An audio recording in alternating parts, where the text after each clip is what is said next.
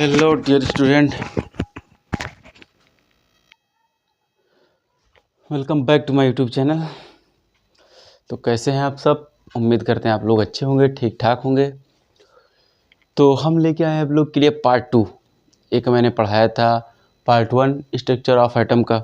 अब पार्ट 2 लेके आए हैं। इसमें आपको परमाणु संरचना के आगे बताएंगे जो हमारा चला था बोरबरी का मॉडल, यानी बोरबरी का सिद्धांत, है ना, बोरबरी थ्योरी।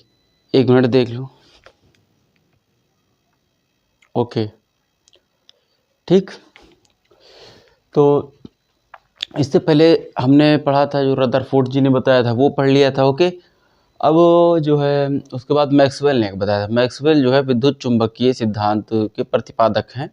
उन्होंने ये बताया कि इलेक्ट्रॉन, उन्होंने उनका जो है कैंसिल कर दिया गया, मतलब कि मान्यता नहीं दी गई उनके थ्योरी को, उनके मॉडल को, बट दिया था, उन्होंने कहा था। इससे पहले जस्ट हम एक और बता दे रहे हैं, और देख लीजिएगा आप लोग, लेकिन हम लिखा देंगे उसकी डिफिनेशन जी। देखिए वो उन्होंने मैक्सवेल का सिद्धांत में ये लिखा था कि जो है उन्होंने पहली बात तो विद्युत चुंबकीय सिद्धांत की प्रतिस्थापना की थी, मतलब प्रतिस्थापक बोले जाते हैं उसके।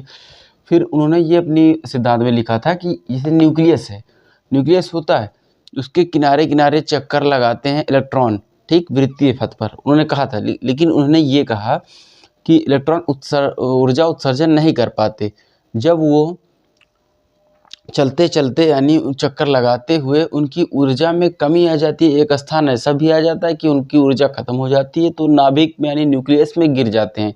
इस प्रकार इलेक्ट्रॉन की समाप्ति होती है, ठीक। पर मतलब इस मॉडल की, इलेक्ट्रॉन की भी। तो इसीलिए उनको रदरफोर्ड ने गलत दे दिया, उनकी मान्यता नहीं दी गई, उनके मॉडल को, यानी उनकी थ्योरी को, मॉडल को मान्यता नहीं दी गई। तो उसके बाद आए बोरबरी जी।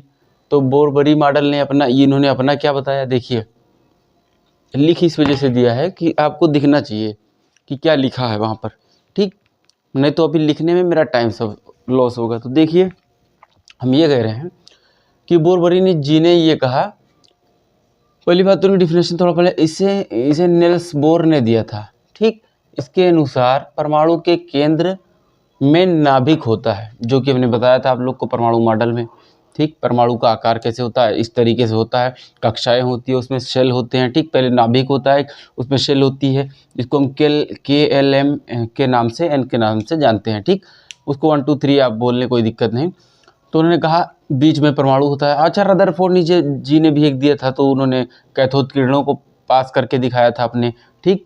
कुछ किरणें बीच से गई थी तो वो वापस चली आई थी, तो उन्होंने जाना कि हाँ, बीच वाला भाग ठोस होता है, वहाँ न्यूक्लियस होता है, किनारे का भाग खोखला था, खाली था, वहाँ से किरणें सीधी निकल गई और कुछ किरणें हल्का सा विचलित हो गई थी। ये था मॉडल। अब इनके पास आते हैं, इसे नेल्स बोर ने दिया था। इसके अनुसार परमाणु के केंद्र में नाभिक होता है, जबकि इलेक्ट्रॉन बाहर वृत्तीय कक्षा में चक्कर लगाते हैं। ये तो ठीक कहा भैया। तो वह ऊर्जा का उत्सर्जन नहीं करता है, ठीक। कौन? देखिए, इनके अनुसार परमाणु के केंद्र में नाभिक होता है, जबकि इलेक्ट्रॉन बाहर वृत्तीय कक्षा में चक्कर लगाते हैं, तो वह ऊर्जा का उत्सर्जन नहीं कर पाते, मतलब ऊर्जा का कोई परिवर्तन नहीं कर पाते वो लोग। कौन लोग? इलेक्ट्रॉन लोग ऊर्जा का वो करते हैं ना, चक्कर लगाते हैं वृत्तीय फॉर्म में, ठीक, वृत्तीय कक्षा में, यानी ये जो वृत्तीय सर्कल फॉर्म है ना, उसी में चक्कर, तो उत्सर्जन नहीं कर पाता, अर्थात उसके ऊर्जा में कोई परिवर्तन नहीं होता। कोई परिवर्तन नहीं होता मतलब ना ही घटती है ऊर्जा, ना ही बढ़ती है, ना ही ले सकता है, ना ही दे सकता है। जब कोई इलेक्ट्रॉन नाभिक से दूर वाली कक्षा में जाता है ना, या निम्न कक्षा से उच्च कक्षा में, यानी छोटी से बड़ी कक्षा में जाता है, तो वो बाह्य स्रोत से ऊर्जा ग्रहण कर लेता है। निम्न स्तर से जब छोटी क्लास से बाहर क्लास में आएगा, मतलब कक्षा में आएगा, तो वो इन्हीं इलेक्ट्रॉनों से ऊर्जा ले लेगा, अर्थात उसकी ऊर्जा बढ़ जाती है, ठीक। इन्होंने अपने मॉडल में बताया, ये आपको समझना बहुत ज़रूरी है। इसका देखिए, सबसे बढ़िया इंपॉर्टेंट यही सब बात है। ये अपनी लैंग्वेज में लिखाए हम लोग, और आप समझा रहे हैं, इसको अपनी लैंग्वेज में समझिए। बाकी किताबी लैंग्वेज में तो लिखा ही है, आप लोग बना के भी लिख सकते हैं। तो देखिए, उसके बाद नेक्स्ट पॉइंट है, जब कोई इलेक्ट्रॉन नाभिक के दूर वाली कक्षा से नाभिक के समीप वाली कक्षा में आता है, यानी दूर वाली कक्षा नाभिक के समीप वाली कक्षा में जाता है, तो वह ऊर्जा का उत्सर्जन, अर्थात ऊर्जा में कमी आती है। क्यों कमी आती है? भैया, क्योंकि ऊर्जा इलेक्ट्रॉन उसका जो है ऊर्जा ले लेता है न्यूक्लियस, ठीक। और जो है कमी आती है कक्षा में इलेक्ट्रॉनों की। अब देखो इतना तो इनका डिफिनेशन हो गया, यहाँ से लेके ये पॉइंट और ये पॉइंट और ये पॉइंट, ठीक। ये बहुत ही इंपॉर्टेंट है, मायने रखती है। अगर किसी भी एग्ज़ाम में आप डाल देते हैं, इसको लिख देते हैं, इसे पूछता भी है, तो वो इतना ही मान्य होगा आपका। और अगर परमाणु मॉडल, लेकिन उसके लिए इन्होंने ये भी बताया इस मॉडल में कि परमाणुओं को जो ये न्यूक्लियस है और इनकी कक्षा है यानी क्लासेस हैं, ठीक, उनमें इलेक्ट्रॉन फिल कैसे किए जाते हैं। तो फिल कैसे किए जाते हैं वाला फंडा इन्होंने कुछ इस तरह दिया। कक्षा में इलेक्ट्रॉनों की संख्या 2n² के अनुसार भरती है। किसने बताया?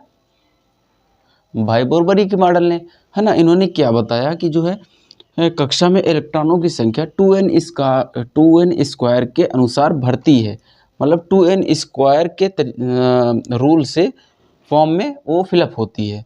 अब पहली कक्षा में 2n² इज इक्वल टू 2 × 1² यानी 2 इलेक्ट्रॉन। पहली कक्षा में 2 इलेक्ट्रॉन, ठीक। अब ये एक रूल इन्होंने दिया कि इस रूल के ज़रिए इलेक्ट्रॉन को हम लोग 1 कक्षा, 2 कक्षा, 3 कक्षा, 4 कक्षा में फिलअप करते हैं, भरते हैं, ठीक। तो जैसे इन्होंने 2n² दिया, तो पहली कक्षा में देखो तो 2 लिख लिया। पहली कक्षा में n की जगह 1 रखो, 1 का स्क्वायर करेंगे हम लोग, तो ये जब करेंगे इसको इक्वल तो करोगे 2 ही आएगा, यानी पहली कक्षा में हम 2 इलेक्ट्रॉन भरते हैं, ठीक। उसके बाद अब अगर हम यहीं लिख दें दूसरी कक्षा में, तो 2n² इक्वल टू 2 × 2²। अब दूसरी कक्षा है भाई ना, तो 2², तो 2 × 2 = 4, 4 × 2 = 8, यानी 2 दूनी 4, 2 दूनी 8, 8 इलेक्ट्रॉन आ गया। ओके, इतना समझ में आ रहा है, दिख रहा है ना? वेरी गुड, दिख रहा है। अब यही चीज़ तीसरी कक्षा में आ जाए। तीसरी कक्षा में 2n², फिर यहाँ पे लगाओ, तो यहाँ पे तीसरा नंबर डाल दो, 2 × 3²। क्या आया? 3 × 3 = 9, 9 × 2 = 18, यानी 18। यानी पहली कक्षा में 2 इलेक्ट्रॉन भरेंगे, दूसरी कक्षा में 8 इलेक्ट्रॉन, तीसरी कक्षा में 18 इलेक्ट्रॉन। ये मॉडल दिया था इन्होंने बोरबरी जी ने।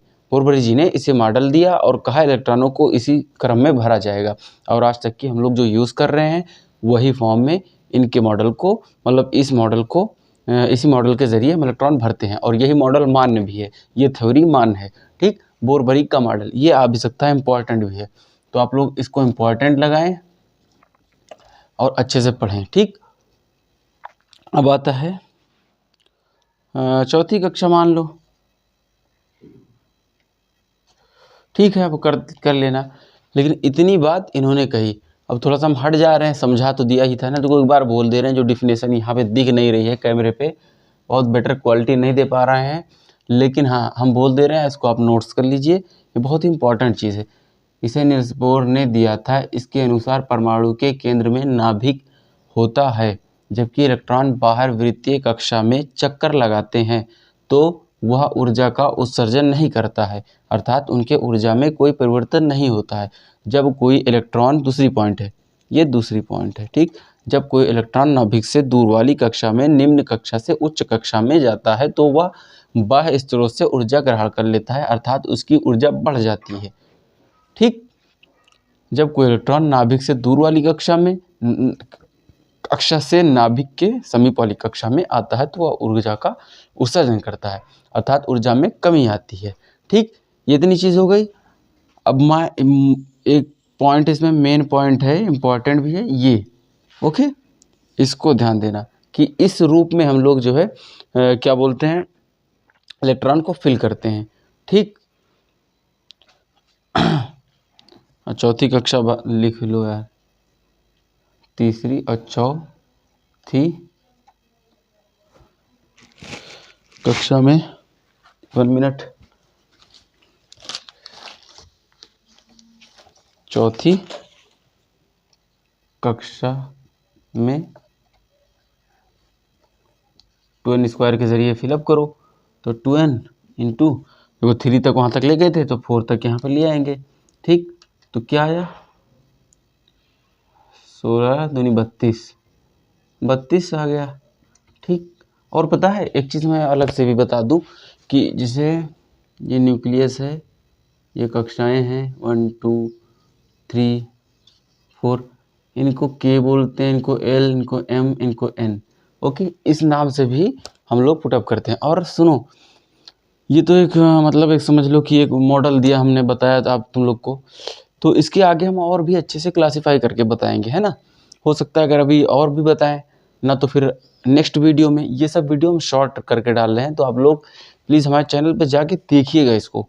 हमसे पढ़ने की ज़रूरत नहीं है, हमसे पढ़ने की कोई ज़रूरत नहीं है, बस आप वहाँ पर जाके मेरी इन जो हम बताए हैं अपनी लैंग्वेज में लिख के हम लोगों ने बताया है, इसे थोड़ा सा डाइवर्ट तरीके से बताया है, इसको जाके समझिएगा। बहुत इसमें बहुत हस्तक्षेप थोड़ी ना किया है, परमाणु मॉडल बना दिया है, उसमें से 8 इलेक्ट्रॉन बिठा दिया, न्यूक्लियस बना दिया है और कहा भाई देखो अब समझो, हम समझा रहे हैं।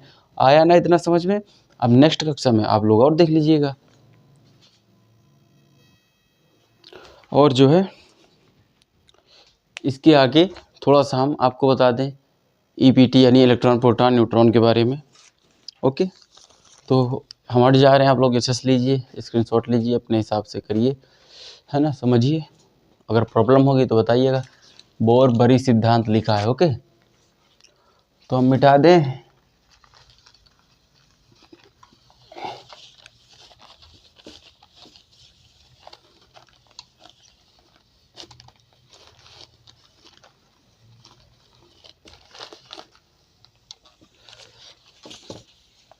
ओके, ठीक, अब हम देखेंगे इलेक्ट्रॉन और प्रोटॉन न्यूट्रॉन की खोज भी देख लेंगे, भी बता दें, है ना।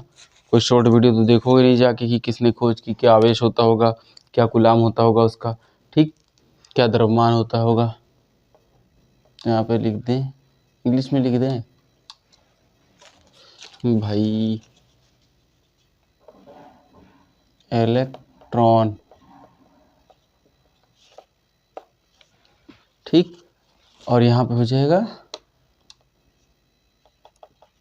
प्रोटॉन, ठीक, यहाँ पे हो जाएगा न्यूट्रॉन, न्यूट्रॉन। ओके, अब देखो पहले इनका हम खोज करने वालों का नाम लिख ले रहे हैं। तो इलेक्ट्रॉन की खोज की थी जे टॉमसन ने, ठीक, तो यहाँ पे लिख दो जे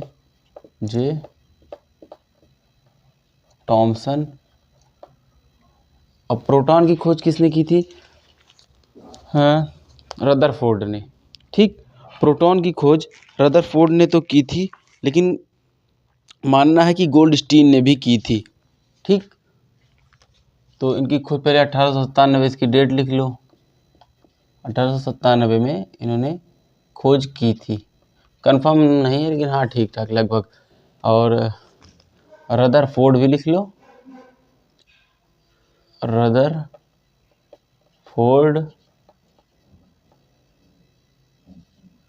और रदरफोर्ड हो गए एक, और न्यूट्रॉन का क्या होगा? Chadwick, James Chadwick, James Chadwick.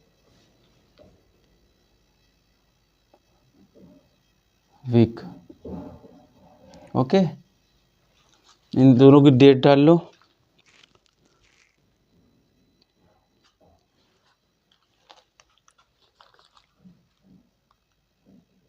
उन्नीस सौ 19 में, और इसकी खोज इसने भी की थी यार, गोल्डस्टीन, ये भी हो सकते हैं, गोल्डस्टीन। 1932 इसका हो जाएगा, 1932 ये डेट है, खोज कब हुई, किसने की। ओके, इतना चीज़ समझ में आया? समझ में आया तो क्या बोलो। वीडियो तो भाई बढ़िया चल रही है, दिख भी रहा है अच्छे से। तो अब हम क्या कह रहे हैं,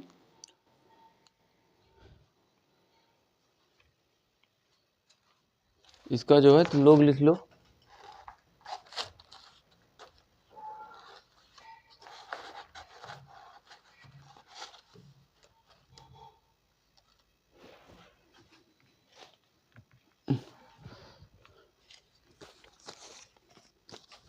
ये हो गया होगा, मैं डाल दे।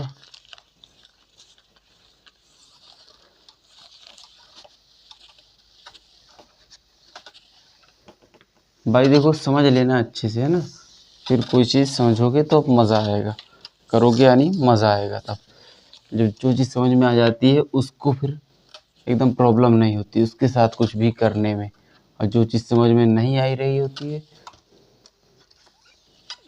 तो उसको प्रॉब्लम होती है।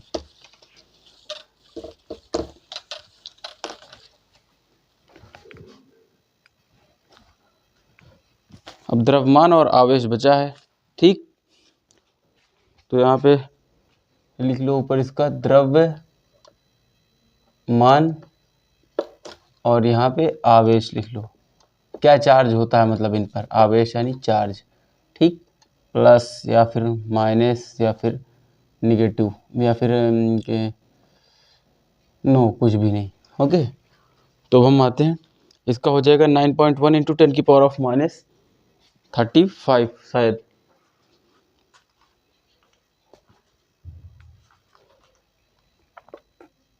माइनस 9.1 इंटू 10⁻⁻31, ठीक।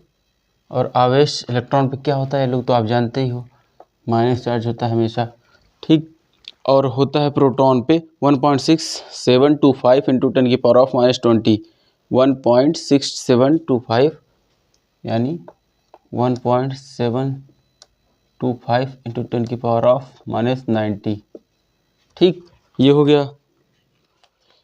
और इसके बाद आता है 1.6748 इंटू 1.6748 इंटू 10⁻⁻28 शायद, एक मिनट, 1.648 1.627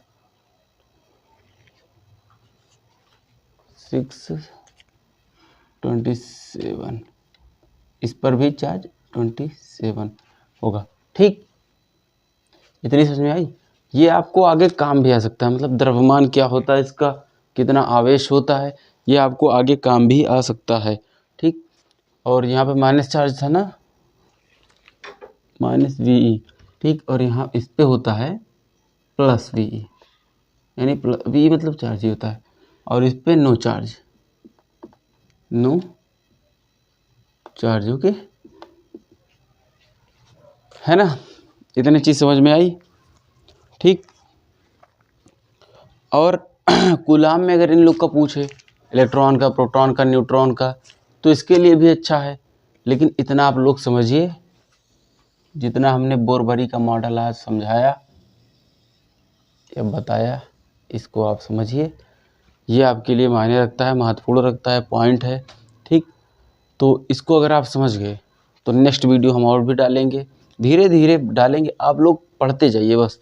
और केमिस्ट्री वाले जो भी हैं उनके लिए बेसिक से केमिस्ट्री क्लास 12 पे चल रही है, वो वहाँ पे जाके देख लें, इसी यूट्यूब चैनल पर प्लेलिस्ट है, पढ़ाई अड्डा 97 प्लेलिस्ट बनी है, उस पर क्लास 12 की बिल्कुल बेसिक से वहाँ पर क्लास 10th वाले भी पढ़ सकते हैं, क्लास 11th वाले भी, ऑल अराउंडर, ठीक।